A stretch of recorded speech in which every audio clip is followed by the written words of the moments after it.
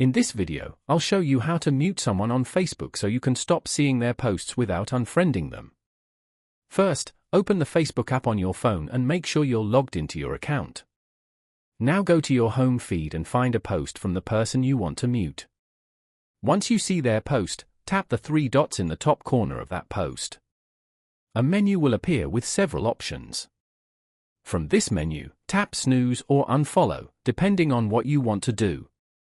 If you tap snooze, Facebook will hide that person's posts from your feed for 30 days.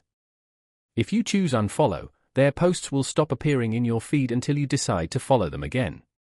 You will still remain friends with the person, and they will not be notified about the change. Another way to do this is by opening the person's profile, tapping the Friends button, and selecting Unfollow from the options.